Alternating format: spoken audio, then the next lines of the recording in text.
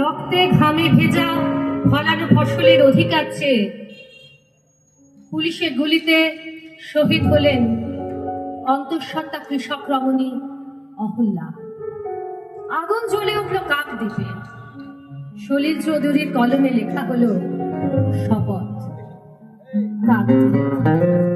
শোন, কাকদ্বীপে সেই চন্দনপুরী শ্মশানে যেদিন আমরা অহল্যা মাকে চিতা সজ্জায় তুললাম, শপথ আগুনে দাউ দাউ জ্বালা পাঁজরের চিতা সজ্জায় যেন কলজে জ্বালিয়ে ফেললাম।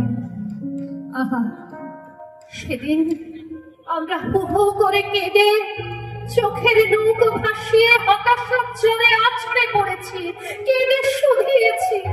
মাগো, এমনি করে কে জীবনের যত মূল্যের বিনিময়ে বারবার কালো মৃত্যুকে হবে কিনা?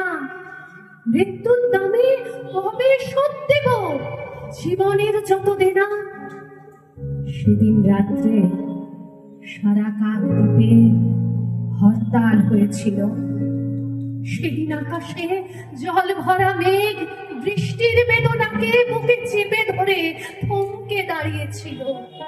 এই পৃথিবীর আলো বাতাসের অধিকার পেয়ে পায়নি যে শিশু, জন্মের ছাড়পত্র তারই দাবি নিয়ে সারা কাকদ্বীপে।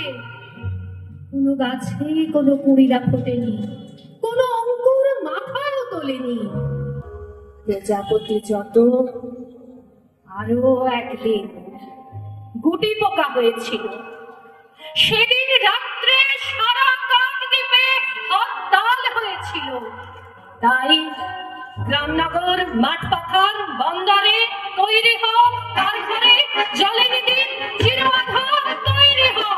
গ্রামনগর, মাঠ পাথার, বন্দরে তৈরি হও, গ্রামনগর, মাঠ পাথার, বন্দরে তৈরি হও, কারখানে জলে দিন চির আধার তৈরি হও, কারখানে জলে দিন চির আধার তৈরি হও।